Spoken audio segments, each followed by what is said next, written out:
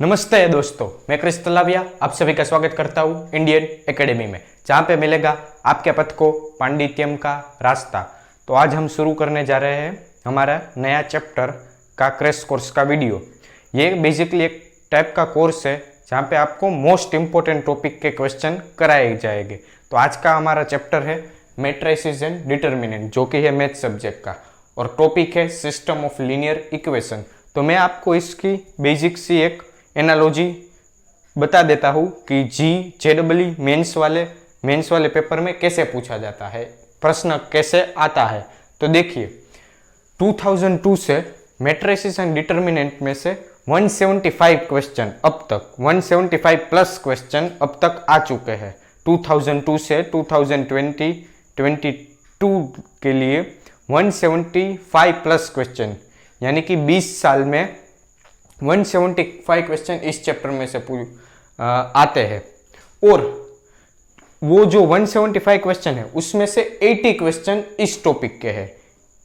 आसपास 80 के आसपास का जो नंबर है वो इसी टॉपिक से आता है, सिस्टम ऑफ लीनियर इक्वेशन। तो आपको पता होगा कि इस टॉपिक का इंपॉर्टेंस बहुत है, यानी कि हर एक शिफ्ट के हर एक पेपर में एक क्वेश्चन इस टॉपिक से आता ही आता है। और पिछले 4 साल से 50 प्लस क्वेश्चन यहाँ से निकल चुके हैं, अराउंड 45 प्लस 50 के आसपास के क्वेश्चन यहाँ से निकल चुके हैं सिस्टम फ्रॉम लास्ट 4 इयर्स। यानी कि 2019 में इसके 14 क्वेश्चन थे, 2020 में इसके 14 क्वेश्चन थे, 21 में 14 क्वेश्चन थे, और 13 ये क्वेश्चन 2022 से थे, 13 ये 14, यानी कि एवरेज रहती है 13 और 14 क्वेश्चन पर ईयर इसी टॉपिक से, 13 और 14 क्वेश्चन पर ईयर। सो आप समझ सकते हैं कितना इंपॉर्टेंट ये टॉपिक है। तो हम ये टॉपिक आज आपका जो 4 मार्क्स का है उसको क्लियर करने जा रहे हैं। एकदम अच्छी तरह से देख लेना, क्रैश कोर्स टाइप से आपको कराऊंगा, कुछ ज़्यादा डीप पे नहीं जाएंगे, लेकिन आपका टॉपिक पूरा क्लियर हो जाएगा और आपके 4 मार्क्स गारंटी, अगर आप इतना कर लेते हैं तो चलिए शुरू करते हैं। हमें जो बेसिक्स थिंग्स चाहिए इस वीडियो में आगे बढ़ने के लिए, वो मैं आपको एक बार बता देता हूँ। आपको सबसे पहले आना चाहिए 2x2 सिस्टम मैट्रिक्स और 3x3 मैट्रिक्स का डिटर्मिनेंट, और कंसिस्टेंट सिस्टम और इनकंसिस्टेंट सिस्टम क्या होती है ये आपको आना चाहिए। सो आई होप आपको पता ही होगा 2x2 और 3x3 का डिटर्मिनेंट क्या होता है, वो मैं आपको बताना की ज़रूर नहीं पड़नी चाहिए। और सेकंड, कंसिस्टेंट सिस्टम और इनकंसिस्टेंट सिस्टम क्या होती है। तो मैं आपको बताता हूँ कंसिस्टेंट सिस्टम क्या होती है। If system have solution then the system is called consistent system. अगर आपकी जो लीनियर इक्वेशन की सिस्टम है उसका कोई भी सॉल्यूशन मिल रहा है तो उस सिस्टम को क्या कहेंगे हम, कंसिस्टेंट सिस्टम। हमें नंबर से फर्क नहीं पड़ता। यहाँ जो कंसिस्टेंट सिस्टम है उसमें हमें नंबर ऑफ सॉल्यूशन को नहीं देखना है, हमें सिर्फ देखना है कि सॉल्यूशन है कि नहीं। अगर सॉल्यूशन है तो वो सिस्टम कंसिस्टेंट है, और अगर सॉल्यूशन नहीं है तो वो सिस्टम कंसिस्टेंट नहीं है। हमें नंबर से फर्क नहीं पड़ता। देखिए, आपको एक सॉल्यूशन मिले तो भी वो सिस्टम कंसिस्टेंट है, आपको 2 सॉल्यूशन मिले तो भी वो सिस्टम कंसिस्टेंट है, आपको इनफाइनाइटली मेनी सॉल्यूशन मिले तो भी वो सिस्टम कंसिस्टेंट है। आपको नंबर से कोई मतलब नहीं है। अगर सॉल्यूशन मिल रहा है तो वो सिस्टम को हम क्या कहेंगे, कंसिस्टेंट, और अगर सॉल्यूशन नहीं मिल रहा है तो उस सिस्टम को हम क्या कहेंगे, इनकंसिस्टेंट सिस्टम। सो इनकंसिस्टेंट सिस्टम की क्या डेफिनेशन होगी, if system does not have solution. और कंसिस्टेंट सिस्टम की क्या डेफिनेशन होगी, इफ सिस्टम हैव सॉल्यूशन। हमें नंबर से फर्क नहीं पड़ता, चाहे एक सॉल्यूशन हो, 1 हो या 1 से ज्यादा, 1 और more, that we don't care here. एक हो या एक से ज्यादा, उससे हमें कोई फर्क पड़ता नहीं, सिर्फ सॉल्यूशन मिलने चाहिए तो कंसिस्टेंट, और नहीं मिल रहे हैं तो इनकंसिस्टेंट। सो ये थी हमारी बेसिक थिंग्स। अब हम पढ़ने जा रहे हैं क्रैमर्स रूल। देखिए, जो हमारी सिस्टम ऑफ लीनियर इक्वेशन है उसको सबसे आसान तरीके से सोल्व करने के लिए बनाया गया है क्रैमर्स रूल। वैसे तो कई तरीके हैं, Gauss elimination, Gauss Jordan elimination, आप उसी से भी सॉल्यूशन को, या फिर एडजॉइन इनवर्स मेथड से भी आप सिस्टम ऑफ लीनियर इक्वेशन के सॉल्यूशन को प्राप्त कर सकते हैं, लेकिन सबसे आसान और कॉम्पिटिटिव एग्जाम के लिए सबसे बेस्ट तरीका है क्रेमर्स रूल। क्रेमर्स रूल क्यों यूज होता है? तो यूज होता है solving system of linear equation, यानी कि जो हमारी लीनियर इक्वेशन की सिस्टम है उसको काफी इजीली तरह और ऑप्टिमाइज और फास्ट सोल्व करने के लिए क्रेमर्स रूल यूज होता है। क्रेमर्स रूल की कंडीशन क्या है? क्रेमर्स रूल की कंडीशन है डिटर्मिनेंट 0, ये डेल्टा कहते हैं, ये डिटर्मिनेंट है डेल्टा नॉट इक्वल टू 0, ये कंडीशन है। क्रेमर्स रूल कब हम यूज कर सकते हैं? When we can apply Cramer's rule, तो ये उसकी कंडीशन है कि अगर डेल्टा नॉट इक्वल टू 0 है तो हम क्रेमर्स रूल को यूज कर सकते हैं। और क्रेमर्स रूल है क्या? तो रूल है x equal to delta x by delta, y equal to delta y by delta और z equal to delta z by delta. अब आपको पता नहीं कि डेल्टा क्या है, डेल्टा x क्या है, डेल्टा y क्या है, डेल्टा z क्या है, तो आप चिंता मत कीजिए, जैसे आप आगे वीडियो में बढ़ेंगे ये सारी चीज आपको पता लग जाएगी। अब मैं इतना चाहता हूं कि आप ये चीज नोट कर ले अपनी नोटबुक में, सो मैं साइड हट जाता हूं, ये चीज नोट कर ले। कब अप्लाई होता है क्रेमर्स रूल? तो ये उसकी कंडीशन है डेल्टा नॉट इक्वल टू 0 और ये उसका रूल है। और क्यों यूज करते हैं? For solving system of linear equation. So ये मैं एक चाहता हूं कि आप अच्छी सी नोटबुक में ये चीज नोट कर ले, हमें वीडियो में इसका आगे यूज करना है। सो मैं साइड हट जाता हूं। देखिए, जब हमारे पास टू वेरिएबल की सिस्टम ऑफ लीनियर इक्वेशन है तो हमें क्या करना है? जब हमारे पास टू वेरिएबल यानी कि दो वेरिएबल हो गए, पहला वेरिएबल x और second variable y, system of linear equation in two variable, first variable x, second variable y। जब हमारे पास दो वेरिएबल की इक्वेशन हो, लीनियर इक्वेशन हो, तब हमें क्या करना है? तो तब हमें, ये आपको पता ही है, ये लाइन की इक्वेशन है, आपको ये भी पता है कि ये भी एक लाइन की इक्वेशन है। और ये लीनियर तो है, लाइन की इक्वेशन लीनियर ही होती है। हमें क्या करना है इस इक्वेशन को सोल्व करने के लिए, ये दो इक्वेशन को सोल्व करने के लिए आपके पास कई मेथड हो गए, सब्स्टिट्यूशन, एलिमिनेशन, क्रॉस मल्टीप्लिकेशन और कई मेथड, लेकिन सबसे आसान तरीका मैं आपको बताने वाला हूं वो क्रेमर्स रूल को। आपको तीन चीजें फाइंड करनी है। सबसे पहले आपको फाइंड करना है delta x and delta y, तीन चीजें फॉर टू वेरिएबल आपको फाइंड करनी है। तो देखिए डेल्टा आप कैसे फाइंड करोगे? तो देखिए, आपके पास दो इक्वेशन है, उसमें जो आपके वेरिएबल है उसके आगे के कोएफिशिएंट को यहां डिटर्मिनेंट में क्लोज करने से हमें डेल्टा मिल जाएगा। पहला कोएफिशिएंट a1, सेकेंड b1, यहां पे पहला a2, यहां पे सेकेंड b2। ये हो गया आपका डेल्टा। कुछ नहीं करना, आपके जो वेरिएबल के आगे के कोएफिशिएंट है उसको डिटर्मिनेंट में रख देना है, तो वो हो गया आपका डेल्टा। ये देखो, ये 2 क्रॉस 2 का डिटर्मिनेंट है, इसीलिए मैंने यहाँ पे लिखा है 2 क्रॉस 2 फॉर टू वेरिएबल। अब डेल्टा एक्स कैसे लिखना है? तो एक्स वाली जो हमारी साइड है वो क्या है? एक्स का फर्स्ट इक्वेशन में एक्स का कोएफिशिएंट a1 है, सेकेंड इक्वेशन में एक्स का कोएफिशिएंट a2 है और y का कोएफिशिएंट b1 है और सेकेंड इक्वेशन में y का कोएफिशिएंट b2 है। तो हमें क्या करना है? डेल्टा x लिखना है। तो हमें कुछ नहीं करना, यहाँ पे x पैसे रख देना है और बाकी लिख लेना है। तो बाकी क्या है? x वाला ढक देना है, डेल्टा में x वाला ढक देना है। तो बाकी क्या है? b1 b2, और जो हमारा x वाला था a1 a2 उसकी जगह पे हमें लिख देना है d1 d2। तो ये क्या हो गया? Delta x। अब ऐसे ही डेल्टा y में क्या करना है? तो y वाला ढक देना है, यहां से y वाला ढक दूंगा तो क्या हो जाएगा? a1 a2।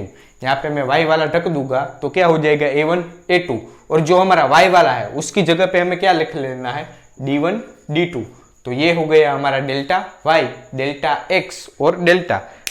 फिर से एक बार मैं आपको बता देता हूँ डेल्टा कैसे लिखेंगे। तो जो हमारे दो वेरिएबल है x और y, उसके आगे के कोएफिशिएंट को रख देंगे तो वो डेल्टा हो जाएगा। अब हमें डेल्टा x बनाना है, तो हमें क्या करना है? x की जगह d1 और d2 रख देना है। जो हमारी x वाली लाइन थी a1 a2 उसकी जगह हमने क्या रख दिया? d1 d2, बाकी सब सेम रहेगा। अब हमें डेल्टा y वाला लिखना है, तो हम इसको कैसे लिखेंगे? तो कुछ नहीं, जो हमारी x वाली लाइन है वो तो ऐसे ही लिख दी, जो हमारी y वाली लाइन है उसमें हमें क्या रख देना है, D1 D2। सो चेंज कहाँ पे आएगा, यहाँ पे x लिखा है सो x वाली लाइन पे चेंज आएगा, यहाँ पे y लिखा है सो y वाली लाइन पे चेंज आएगा। और चेंज कहाँ से आता है, तो चेंज यहाँ से आता है, D1 और D2। सो आसान है, आप सबको ये तीन चीजें फाइंड कर लेनी है। अब आगे बढ़ते हैं। अब मैं आपको एक चार्ट दिखाने जा रहा हूँ 2x2 सिस्टम का। अगर आप चार्ट और इतनी चीज याद कर लेते हैं तो आपके 4 मार्क्स कंफर्म।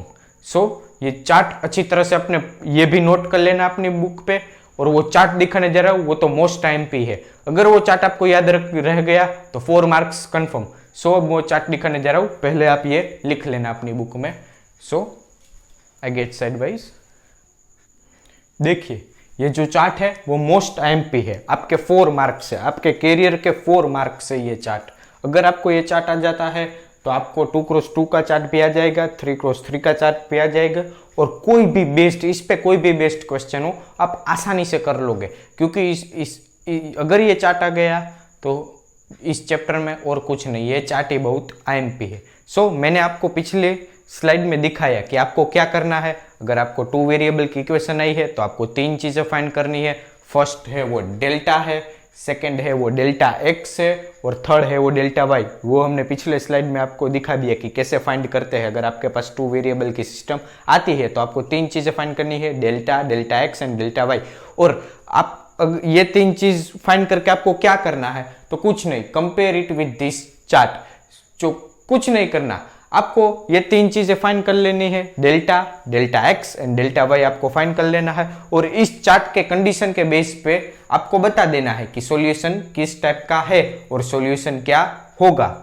सो आपको मैं एक रिकॉल करा दूं, एक चीज मैंने आपको लिखाई थी, क्रैमर रूल तभी अप्लाई होता है अगर डेल्टा नॉट इक्वल टू 0 हो, यानी कि जो आपका डिटर्मिनेंट है वो हमने पिछले साइड में दिखाया। डिटर्मिनेंट क्या होता है, तो वो होता है A1 B1 A2 B2 का डिटर्मिनेंट 2x2, वो होता है हमारा डेल्टा। सो डेल्टा क्या होता है मैंने आपको पिछले स्लाइड में दिखा दिया। सो अगर वो नॉन जीरो है तभी हम क्रैमर्स रूल अप्लाई कर सकते हैं। और क्रैमर्स रूल क्यों यूज होता है, सॉल्यूशन फाइंड करने के लिए, हमारी जो सिस्टम ऑफ लीनियर इक्वेशन है उसके। सो आपको ये 3 चीजें फाइंड करने लिए है, delta, delta x and delta y, और इस चार्ट के साथ कंपेयर कर लेना है। मैं आपको एक बार ये चार्ट शॉर्ट में दिखा देता हूँ कि क्या होता है। आपने डेल्टा फाइंड कर लिया, फिर आप चेक करोगे कि डेल्टा नॉट इक्वल टू 0 है तो आप इस साइड चार्ट का इस वाला पार्ट देखोगे, और अगर डेल्टा इक्वल टू 0 है तो आप चार्ट का इस वाला पार्ट देखोगे, इस साइड वाला पार्ट देखोगे। अगर डेल्टा नॉट इक्वल टू 0 है तो वो जो हमारी सॉल्यूशन है वो किस टाइप का है, तो वो है यूनिक सॉल्यूशन। और डेल्टा नॉट इक्वल टू 0 है तो हम क्रैमर्स रूल अप्लाई कर सकते हैं, और क्रैमर्स रूल अप्लाई कर सकते हैं तो हमारा जो x कोऑर्डिनेट है और y कोऑर्डिनेट है सॉल्यूशन का, वो हम डेल्टा x बाई डेल्टा से हमें x कोऑर्डिनेट मिल जाएगा, और डेल्टा y बाई डेल्टा से हमें y का कोऑर्डिनेट मिल जाएगा। यही था क्रैमर्स रूल, जो मैंने आपको पिछली और उससे भी पिछली वाली स्लाइड में दिखाया था, मैंने लिखाया था रूल और कंडीशन। तो यही क्रैमर्स रूल है। वहां पे मैंने 3 वेरिएबल में लिखा था, हमारे पास अभी सिस्टम 2 वेरिएबल की है। सो यहाँ पे मैंने 2 variable, delta not equal to 0 है सो हम क्रैमर्स रूल अप्लाई कर सकते हैं, और अगर हम क्रैमर्स रूल अप्लाई कर सकते हैं तो हम सॉल्यूशन निकाल सकते हैं। अब ये सिस्टम कंसिस्टेंट है और इनकंसिस्टेंट, इसकी बात करें तो मैंने आपको बताया था अगर सॉल्यूशन मिले तो कंसिस्टेंट, और अगर ना मिले तो इनकंसिस्टेंट। तो यहाँ पे सॉल्यूशन मिल रहा है, सॉल्यूशन मिल रहा है, सो ये कंसिस्टेंट हो गई। एक सॉल्यूशन हमें मिल रहा है यहाँ पे, सो ये 1 सॉल्यूशन हमें यहाँ पे मिल रहा है, तो ये सिस्टम कैसी हो गई, कंसिस्टेंट। और इसका जियोमेट्रिकल मीनिंग क्या होगा, मैंने आपको दिखाया था। जो वो 2 इक्वेशन होती है, वो पहली दोनों इक्वेशन किसकी होती है, लाइन 1 लाइन की होती है। सो लाइन की इक्वेशन है तो उसका कोई जियोमेट्रिक मीनिंग भी निकल रहा होगा। तो इस केस पे जियोमेट्रिक क्या मीनिंग क्या निकल रहा है, that both line intersect at 1 point, यानी कि लाइन 1 और लाइन 2 एक पॉइंट पे इंटरसेक्ट कर रही है, और वो पॉइंट कौन सा है, तो वो पॉइंट है डेल्टा x बाई डेल्टा और डेल्टा y बाई डेल्टा, यानी कि ये वाला x और y वाला। ये x कोऑर्डिनेट है, ये y कोऑर्डिनेट है इस पॉइंट के जहां पे ये दोनों लाइन इंटरसेक्ट कर रही है। सो ये बात हो गई डेल्टा नॉट इक्वल टू 0 वाले पार्ट की। अब अगर आपका डेल्टा इक्वल टू 0 है तो उसमें फिर 2 केस आएंगे। हम पहला केस पहले देख लेते, फिर बाद वाला देखेंगे। पहला केस है अगर डेल्टा इक्वल टू 0 है और delta x and delta y also zero, यानी कि तीनों चीज जीरो है। हमने जो तीनों चीज फाइंड करने के लिए कही थी वो तीनों चीज जीरो है। तो क्या होगा, तो होगा हमारा टाइप ऑफ सॉल्यूशन क्या है, इनफाइनेटली मेनी सॉल्यूशन, यानी कि हमें इनफाइनेट सॉल्यूशन मिलेंगे। अब मैंने आपको बताया था क्रैमर्स रूल कब अप्लाई कर सकते हैं, जब delta not equal to zero हो, और यहाँ पे तो डेल्टा इक्वल टू जीरो है, सो हम क्रैमर्स रूल अप्लाई नहीं कर सकते। और अब हम क्रैमर्स रूल अप्लाई नहीं कर सकते तो हम सॉल्यूशन के बारे में कुछ कह भी नहीं सकते, क्योंकि अगर आपको सॉल्यूशन के बारे में कुछ बताना है तो आप क्रैमर्स रूल से ही बता सकते हैं। हम यहाँ पे क्रैमर्स रूल ही अप्लाई नहीं कर सकते, सो हम सॉल्यूशन के बारे में कुछ बता नहीं सकते, सो कांट से, क्योंकि और वैसे भी आपको पता चल जाएगा इनफाइनेट सॉल्यूशन है। इनफाइनेट सॉल्यूशन को कैसे दिखाएंगे आप, कोई भी सॉल्यूशन हो सकता है, 0 0 0 भी सॉल्यूशन है, 1 1 1 भी सॉल्यूशन है, सो आप उसे इनफाइनेट सॉल्यूशन है, सो आप दिखा नहीं सकते। स्केलर में मल्टीप्लाई होगा, अगर 2 2 2 सॉल्यूशन होगा तो उसका 4 4 4 भी होगा, स्केलर मल्टीप्लिकेशन में सॉल्यूशन होगा, इनफाइनाइट होगा। उसका मतलब ये है एक सॉल्यूशन के आगे के लग जाएगा, सो वो इनफाइनाइट हो जाएगा, सो आप बता नहीं सकते। अब सिस्टम कैसी होगी, कंसिस्टेंट और इनकंसिस्टेंट। आपको लग रहा है कि इनफाइनाइट मेनी सॉल्यूशन, हम सॉल्यूशन के बारे में कुछ कह नहीं सकते, सो इनकंसिस्टेंट सिस्टम होगी, आपको ऐसा लग रहा है, लेकिन ऐसा बिल्कुल नहीं है। यहाँ पे खास मोस्ट टाइम पे है ये चीज आप खास ध्यान देना।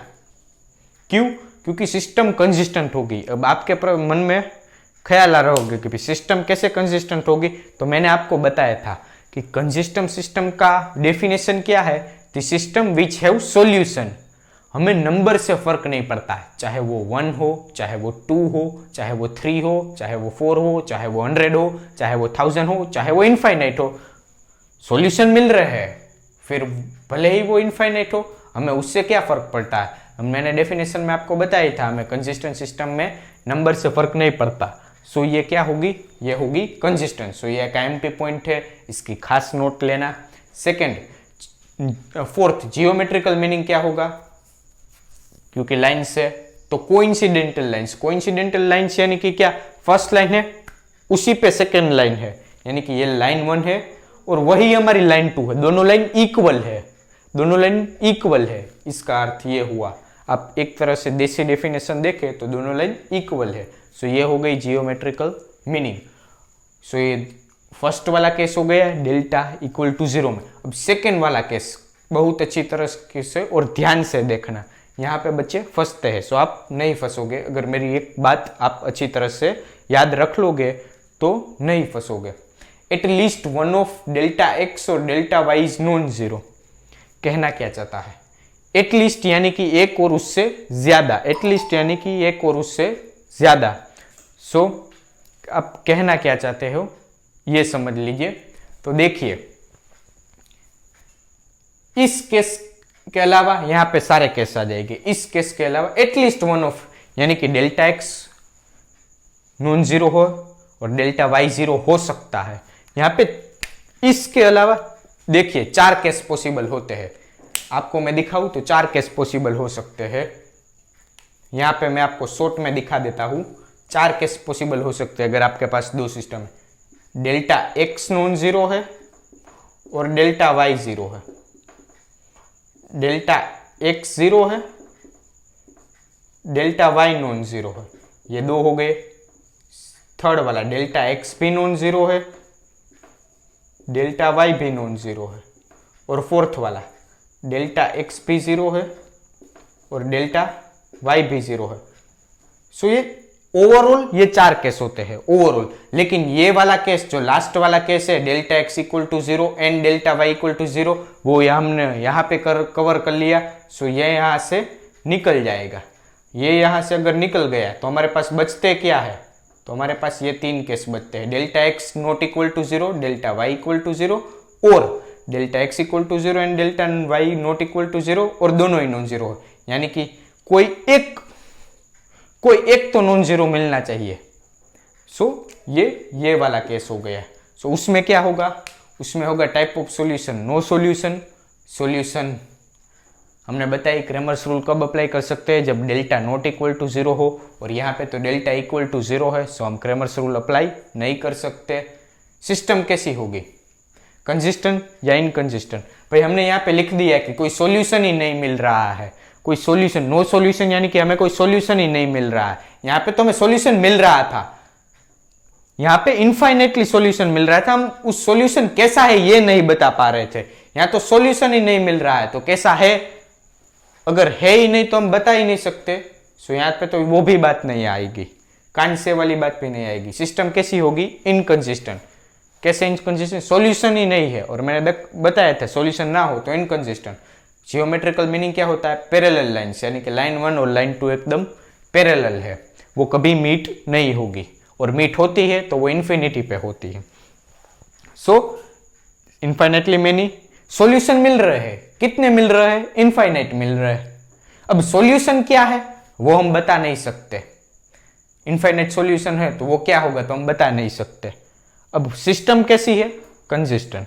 जियोमेट्रिकल मीनिंग कोइंसिडेंटल लाइन, यहाँ पे सॉल्यूशन मिल ही नहीं रहे, अगर सॉल्यूशन ही नहीं मिल रहे तो सॉल्यूशन क्या होगा वो हम क्या बता पाएंगे। अगर आपको पास सॉल्यूशन ही नहीं मिल रहे तो सॉल्यूशन कैसे होंगे वो हम बता ही नहीं पाएंगे। सो यहाँ पे तो ये डैश आ जाएगी। और इनकंसिस्टेंट होगी क्योंकि सॉल्यूशन ही नहीं मिल रहे, और पैरेलल लाइंस, और यहाँ पे सॉल्यूशन मिल रहा है, इनफाइनाइटली मेनी सॉल्यूशन मिल रहे हैं, वो कैसे है वो हम नहीं बता पा रहे हैं। और डेल्टा एक्स और डेल्टा वाई दोनों एक जीरो है तो ये केस, बाकी कोई भी केस हो वो इसमें आ जाएगा।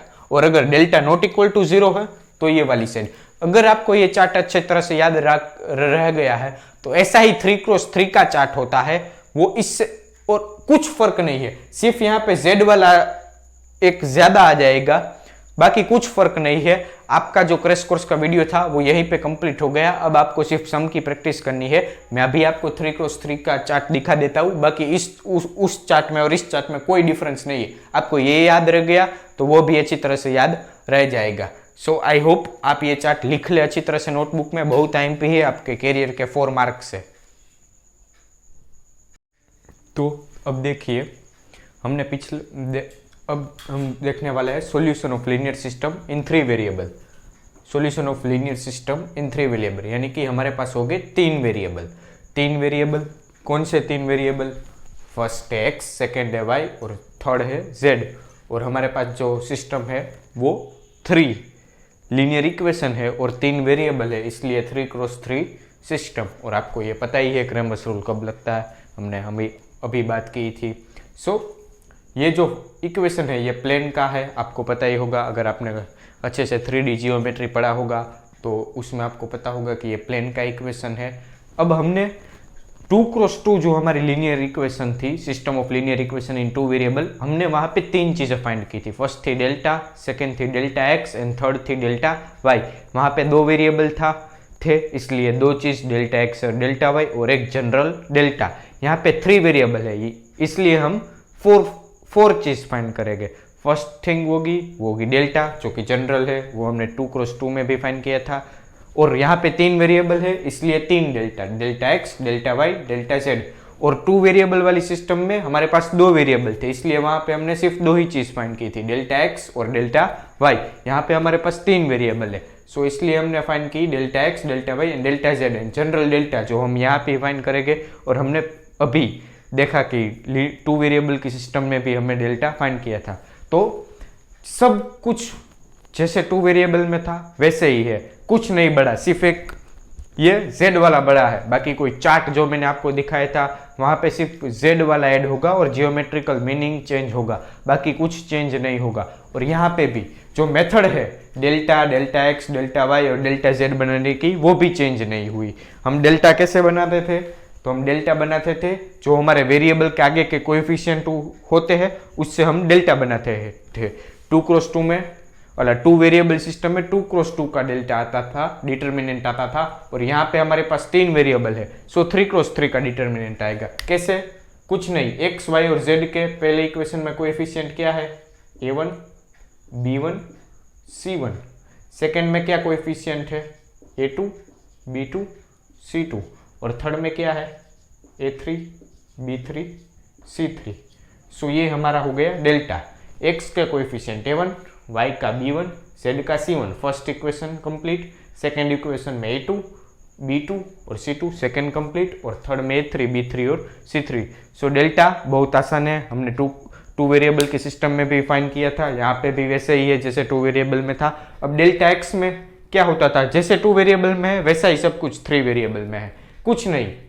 जो हमारी एक्स वाला पार्ट होता है, ये एक्स वाला पहले होता है, वाई वाला सेकेंड होता है और जेड वाला थर्ड होता है, आपको पता है। तो फर्स्ट पार्ट में हमने क्या रख दिया, D1 D2 D3, बाकी के पार्ट में हम ये जो बचा कुछ है वो रख देंगे।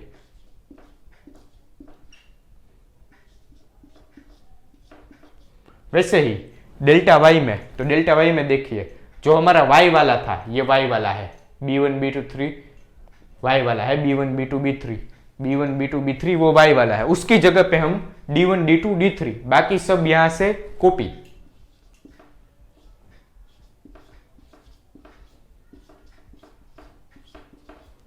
और डेल्टा Z कैसे है, तो हमारा जो Z वाला कौन सा है, C1 C2 C3 C1 C2 3, उसकी जगह पे हम D1 D2 D3 रख देंगे और बाकी सब यहां से सेम कॉपी।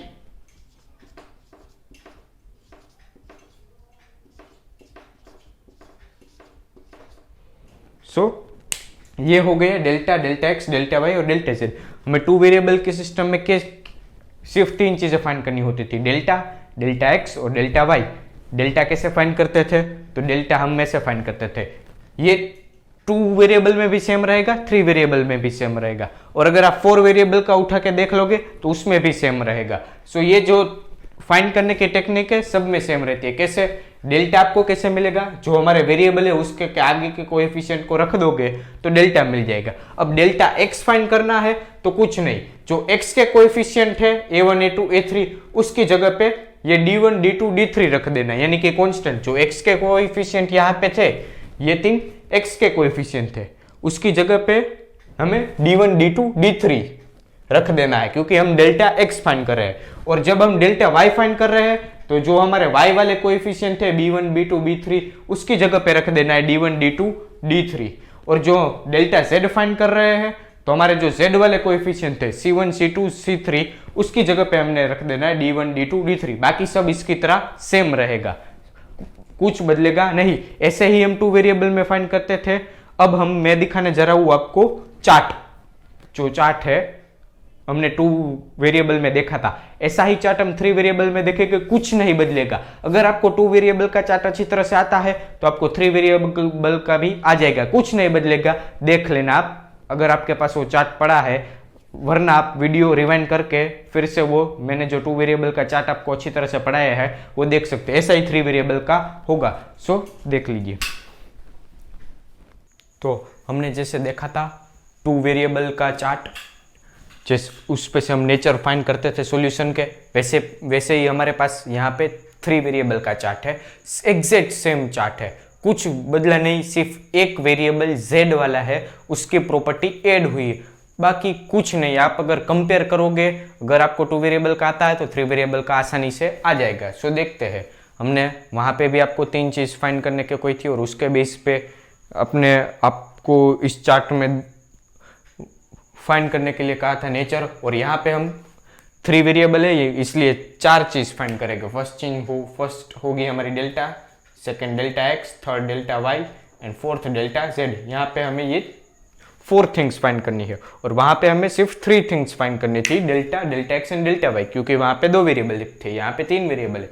अब कुछ नहीं करना, आपको ये चार चीज फाइंड करके चार्ट के साथ कंपेयर करके जो भी आपका आंसर होगा वो आसानी से आ जाएगा। चार्ट क्या है, टू वेरिएबल सिस्टम वाला ही चार्ट है। देखते हैं, दो केस हो गए, आपने वहां भी देखा था, एक डिटर्मिनेंट नॉन जीरो, एक डिटर्मिनेंट जीरो। अगर डिटर्मिनेंट नॉन जीरो है तो सॉल्यूशन यूनिक है। सॉल्यूशन क्या होगा, डिटर्मिनेंट नॉन जीरो है तो हम क्रेमर्स रूल अप्लाई कर सकते हैं, और अगर हम क्रेमर्स रूल अप्लाई कर सकते हैं तो हम सॉल्यूशन को फाइंड कर सकते हैं। तो सॉल्यूशन क्या होगा, x equal to delta x by delta, y equal to delta y by delta and z equal to delta z by delta. यहाँ पे सिर्फ देखो, टू वेरिएबल में सिर्फ ये नहीं था, टू वेरिएबल में ये नहीं था, बाकी सब सेम थी। यहाँ पे थ्री वेरिएबल है इसलिए ये ऐड हो गया, और सिस्टम क्या होगी, कंसिस्टेंट, क्योंकि हमें सॉल्यूशन मिल रहा है। और ज्योमेट्रिकल मीनिंग क्या होगा, मैंने आपको बताया था, कि जो 3 वेरिएबल की सिस्टम होती है वो प्लेन को रिप्रेजेंट करती है। कार्टेशियन कोऑर्डिनेट सिस्टम में, कार्टेशियन प्लेन में एक प्लेन को रिप्रेजेंट करती है। सो यहाँ पे वो क्या मीनिंग होगा, तीनों प्लेन एक पॉइंट पे इंटरसेक्ट हो रहे होंगे और वो पॉइंट कौन सा है, ये एक्स वाई जेड, और एक्स वाई जेड क्या है, ये एक्स है, ये वाई है और ये जेड है। सो तीनों प्लेन एक पॉइंट पे इंटरसेक्ट कर रहे होंगे, ये जियोमेट्रिकल मीनिंग है। अगर एनटीए वाले को बहुत डीप में जाके आपको क्वेश्चन पूछना है तो यहाँ से क्वेश्चन आएगा, बाकी तो यहाँ से ही आपका क्लियर हो जाएगा। अब देखते हैं, जब डेल्टा इक्वल टू यानी कि जो हमारा डिटर्मिनेंट है वो इक्वल टू 0 होता है, तो 2 वेरिएबल में भी 2 केस थे ऐसे ही, सिर्फ ये डेल्टा जेड नहीं था और यहाँ पे भी डेल्टा जेड नहीं था, बाकी सब सेम ही है। अगर आप देखोगे तो यहाँ पे भी 2 केस है, delta x, delta y and delta z equal to 0, यानी कि तीनों 0 है। ये डेल्टा तो 0 है ही, उसके साथ ये तीनों चीज। सो ये केस क्या हो गया, ये जो सारी चीजें लिखी है वो सब 0 हो गई। इस केस में ये चारों के 4 चीज जो हमने फाइंड की, अगर चारों के 4 चीज जो हमने फाइंड की वो 0 है, four things which we find are is 0, so तो क्या होगा, तो होगा इनफाइनाइटली मेनी सॉल्यूशन। और जब इनफाइनाइट सॉल्यूशन होते हैं तो हम सॉल्यूशन क्या है वो तो आपको बता नहीं सकते, इनफाइनाइटली सॉल्यूशन है क्योंकि स्केलर में हाल चल रहा होगा सॉल्यूशन, के मल्टीप्लाई हो रहा होगा। सो वहाँ आप सॉल्यूशन हम कह नहीं सकते कि क्या है। कान से सिस्टम कैसी होगी, कंसिस्टेंट, हमने आपको बताया था कंसिस्टेंट की डेफिनेशन क्या है। और geometrical meaning, plane intersected one common line, यानी कि तीनों प्लेन एक कॉमन लाइन पे इंटरसेक्ट कर रहे होंगे। अगर बहुत डीप में जाना है तो आपको ये, यानी कि एक लाइन होगी उस पे ही तीनों प्लेन एक साथ कॉमनली इंटरसेक्ट कर रहे होंगे। और थर्ड केस जो कि वहां 2 वेरिएबल में जैसा था वैसा ही है, at least one of delta x, delta y, delta z is non zero. इसका क्या अर्थ होता है, तो सिंपली अगर 2 वेरिएबल की सिस्टम हो और 3 वेरिएबल की हो, 4 वेरिएबल की हो, 5th वेरिएबल हो, किसी भी वेरिएबल की सिस्टम हो, आपको यह केस सिंपली याद रखना है। तो कैसे याद कर सकते हैं, तो देखिए कैसे याद करना है। इसके अलावा जो भी चीज आ जाएगी, इसके अलावा एक्सक्लूडिंग दिस, जो भी केस है वो इसमें आएगा। एक्सक्लूडिंग दिस, तीनों नॉन जीरो है। Excluding this case, all case comes in this form, यानी कि इसको छोड़ के सारे केस इसमें आते हैं। इसका कहने का अर्थ क्या है, कोई एक नॉन जीरो होना चाहिए। कोई एक नॉन जीरो होगा तो भी चलेगा, कोई 2 नॉन जीरो होगा तो भी चलेगा, कोई 3 नॉन जीरो है तो भी चलेगा, लेकिन तीनों एक साथ जीरो नहीं हो सकते। यह केस यही कहना चाहता है। क्या होगा, नो सॉल्यूशन, जैसे 2 वेरिएबल में था वैसे सॉल्यूशन है ही नहीं, तो हम सॉल्यूशन की बात कैसे कर सकते हैं। और सिस्टम कैसी होगी, इनकंसिस्टेंट। और जियोमेट्रिकल मीनिंग क्या होगा, 3 प्लेन फॉर्म से ट्रायंगुलर प्रिज्म। एक ट्रायंगुलर प्रिज्म मैं आपको अभी अच्छी तरह से दिखा तो नहीं सकूंगा यहाँ पे, अगर आप सर्च करोगे तो ट्रायंगुलर प्रिज्म क्या होता है, वो एक ऐसे राइट एंगल ट्रायंगल जैसा ही होता है ट्रायंगुलर प्रिज्म। एक प्लेन यहाँ पे, एक प्लेन यहाँ पे और एक प्लेन बेस पे, सो ऐसा ट्रायंगुलर प्रिज्म बनेगा। तो ये था 3 वेरिएबल का चार्ट।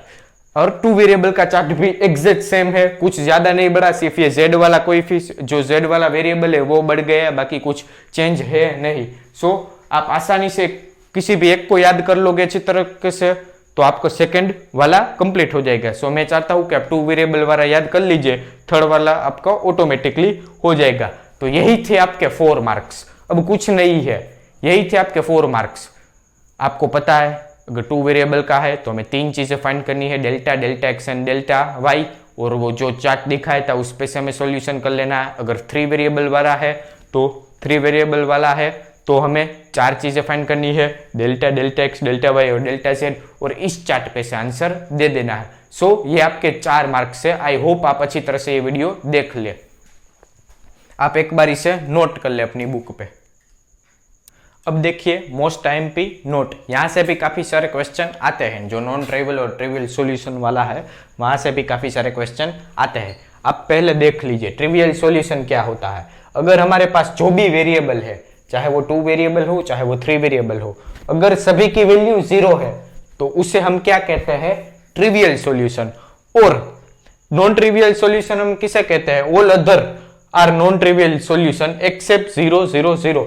जो हमारा ट्रिवियल सॉल्यूशन है उसको छोड़ के जो भी सारे सॉल्यूशन हो गए उसे हम नॉन ट्रिवियल सॉल्यूशन कहेंगे। सो ट्रिवियल सॉल्यूशन क्या होता है, अगर हमारे पास सारे वेरिएबल 0 है तो उस सॉल्यूशन को हम ट्रिवियल सॉल्यूशन कहेंगे।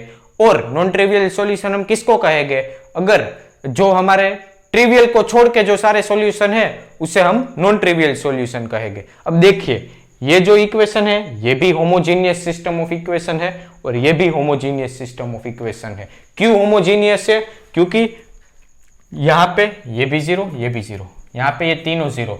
और हमने जो आगे की सिस्टम देखी थी वो थी नॉन होमोजीनियस सिस्टम। वो क्यों नॉन होमोजीनियस सिस्टम थी, क्योंकि वहां पे था D1 D2 और वहां D1 D2 D3। सो अगर ये होगा तो वो नॉन होमोजीनियस हो जाएगी और अगर 0 होगा तो होमोजीनियस हो जाएगी। सो ये थी बात। आगे हमने जो सिस्टम पढ़ी, जो चार्ट पढ़ा वो नॉन होमोजीनियस के लिए था। अब जो हम चार्ट पढ़ने वाले हैं वो होमोजीनियस के लिए है। होमोजीनियस किसे कहते हैं, होमोजीनियस हम उसे कहते हैं जो अगर हमारे पास D1 और D2 और D3 है उसकी जगह पे 0 आ जाए तो हम उस सिस्टम को होमोजीनियस कहते हैं। सो ये होमोजीनियस सिस्टम है। होमोजीनियस सिस्टम में एक बात यहां पे आपको कहना चाहूंगा, होमोजीनियस जो हमारी सिस्टम होती है यानी कि ये दो वाली सिस्टम, वो हमेशा कंसिस्टेंट होती है, ऑलवेज कंसिस्टेंट। सो ये एक नोट है, आप अच्छी तरह से क्लियर कर लीजिए कि होमोजीनियस सिस्टम होती है वो ऑलवेज कंसिस्टेंट होती है।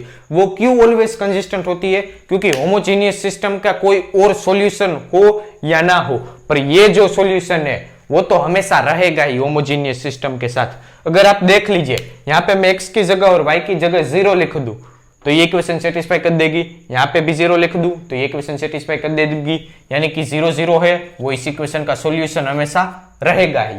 और अगर यहाँ पे 0 0 0 कर दूं तो ये पहली इक्वेशन भी सेटिस्फाई होगी, सेकेंड इक्वेशन भी सेटिस्फाई होगी और थर्ड। सो ये वाला भी हमेशा रहेगा। कोई और सॉल्यूशन भी हो सकता है लेकिन ये वाला जो ट्रिवियल सॉल्यूशन है वो तो कंपलसरी पार्ट रहेगा होमोजीनियस सिस्टम का। Trivial solution will always be a part of A homogeneous system, rather it is a 2 variable और 3 वेरिएबल और 4 variable, doesn't matters. Trivial solution है जो हमारा वो हमेशा पार्ट रहेगा, चाहे वो 2 वेरिएबल की हो, 3 वेरिएबल की हो या 4 वेरिएबल की हो। इसीलिए होमोजीनियस सिस्टम ऑलवेज कंसिस्टेंट। और उसमें भी 2 केस होते हैं। डेल्टा सेम ही तरीके से हमें फाइंड करना है। डेल्टा कैसे फाइंड करते थे, A1 B1 C1 A2 B2 C2 A3 B3 C3, ये हमारा डेल्टा हो गया 3 वेरिएबल के लिए। 2 वेरिएबल के लिए हमारा डेल्टा क्या होगा, ये होगा। सो ये हमारा डेल्टा होगा। सो यहां पे आपको नोट करनी है तो वो ये चीज नोट करनी है आपको। मैं यहाँ पे रफ कर देता हूं। ये हमारा मोस्ट, आपको डेल्टा पता ही चल गया क्या होगा, मैंने यहाँ पे रफ कर दिया। मोस्ट इंपोर्टेंट वाला पार्ट है ये वाला पार्ट हमारा। अगर आपको ये बात है कि डेल्टा नॉन जीरो है तो नॉन ट्रिवियल सॉल्यूशन मिलेंगे। ट्रिवियल तो हमेशा रहेगा है। ट्रिवियल सॉल्यूशन तो कोई भी केस हो, होमोजीनियस सिस्टम में कोई भी केस हो, trivial solution will always be there. So कोई भी केस हो, मैं यहाँ पे ट्रिवियल लिखना नहीं चाहता लेकिन यहाँ पे ट्रिवियल होता ही है।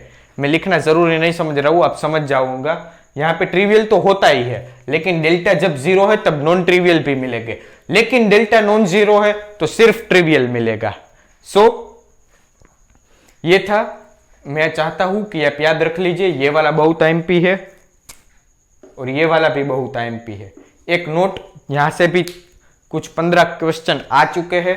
सो ये आप याद रख लीजिए कि जब होमोजीनियस सिस्टम होती है तो ट्रिवियल सिस्टम होमोजीनियस हमेशा कंसिस्टेंट होती है और ट्रिवियल सिस्टम किसी भी केस में होमोजीनियस सिस्टम में होगा। चाहे वो डेल्टा 0 हो तो ट्रिवियल भी मिलेगा और नॉन ट्रिवियल भी मिलेगा। अगर डेल्टा नॉन जीरो है तो सिर्फ ट्रिवियल मिलेगा। सो ये थी हमारी आईएमपी नोट। अब हम इस पे कुछ क्वेश्चन आपको करने दिखाने जा रहे हैं। अगर वो क्वेश्चन और ये वीडियो आपने दोनों अच्छी तरह से देख लिया तो आपका मैट्रिसेस एंड डिटर्मिनेंट के 4 मार्क्स है वो अच्छी तरह से कंप्लीट हो जाएंगे। थैंक यू, जय हिंद।